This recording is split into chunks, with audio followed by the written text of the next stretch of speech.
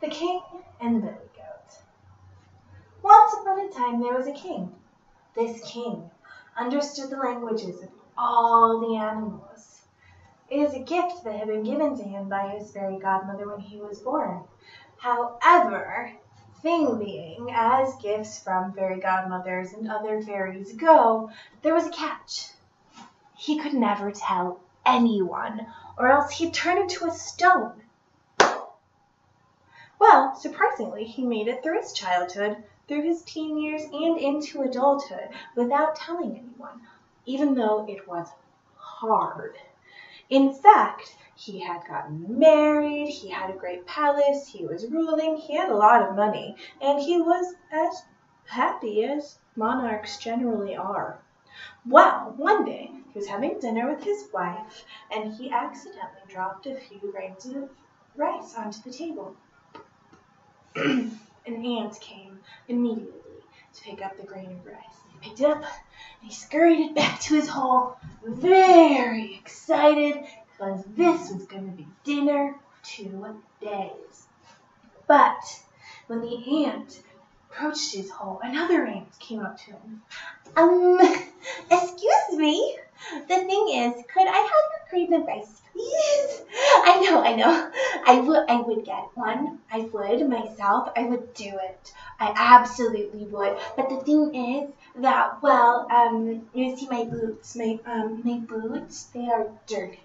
And I could not go onto the table of the king with dirty boots, because that would be so disgraceful and disrespectful and rude.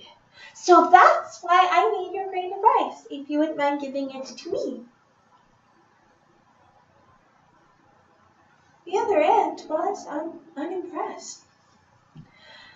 I picked up this grain of rice myself. I picked it up, I got it, I've carried it all this way, and no one on the king's table is gonna notice your dirty boots. You're really small to them. So the answer is no. Because if I give you this delicious primo grain of rice, then I'm going to have to give one to Doris, and I'm going to have to give one for Bob, and, well, let's just say I don't want to go down that road. So no, you get your own rice. The ant scurried back into his anthill with his dinner, and the king had overheard this whole conversation, and he laughed. It was funny. The queen, however, had not overheard the entire conversation and had no idea why the king had left. So she looked herself up and down. Nothing. Checked her teeth. Nothing in her teeth.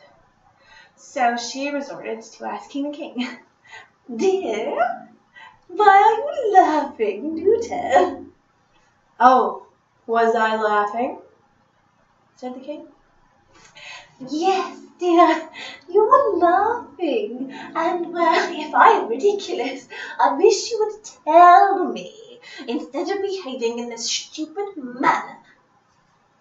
"Well, I was not laughing at you," said the king, "and I can't tell you why I was laughing.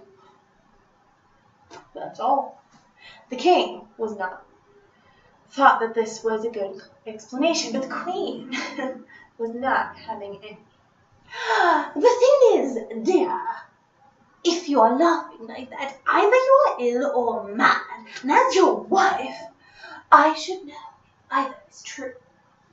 The king refused to respond to this, and the queen refused to give up on this, so she kept asking, week after week, ask, and she didn't give up, and the king wouldn't tell her, not wanting to be a stone. But the thing is, after this had gone on for months, he was tired of hearing it, and he decided that maybe it would be better to be a stone. But the thing is, if he was a stone in the road, people might kick him, like dogs might, do business on him. All sorts of things could happen, so he was going to be at the bottom of a river. It would be peaceful, just floating on the river. He would love it, and eventually he'd come to a final resting place. and no one would bother him. So he told his wife he would tell her, but only if they went on a picnic and sat in a boat in the middle of the river, and then he would tell her. The queen thought that he was joking, but she went along with it because a picnic is a picnic. So they set out, they had a great time, and while they were there, the king saw a billy goat and his wife on the shore. Now, the billy goat's wife, the nanny goat, saw some leaves. They looked delicious. She needed them, but she wasn't quite big enough to reach them. So she sidled up to her husband. Honey, can you get me those leaves over there? I want them so much. Her husband looked at the leaves over there. He said, "Those leaves are very deep into the well. I can't get them because I'll drown." At that, he turned away and went back to eating, figuring that that was that. The nanny goat wasn't done yet. "I need them. They are the best leaves ever. I'll die without them." Her husband, the billy goat, was not impressed and turned to her. "You think that I'm stupid like that king over there? He is going to give away his whole life because his wife won't stop nagging him. But I am not a king. I am a goat, and I know what to do when my wife wants things that are dangerous." With that, the billy goat prepared his posture, got ready, headbutted the nanny goat into the river. She was wet after this and not really inclined to want the leaves in the well anymore. That was that. Now the king had overheard this entire conversation, and he laughed. It was funny. He had a revelation. He turned to his wife, the queen, and said, "I know you want to know why I laugh." "Yes, I do. Do you think?"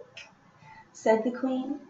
"Well, I'm not going to tell you, because I have taken a lesson from the billy goat. When his wife gets impertinent, he headbutts her into the river." The queen didn't really believe that the king would do that. She didn't really believe that he would do that. But it was really not a risk worth taking. She had a very nice dress on.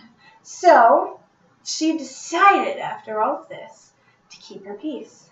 She didn't need to know why the king had been laughing. After this, it is said that the king and queen were not only happier than ever, but they were wiser than ever. The end.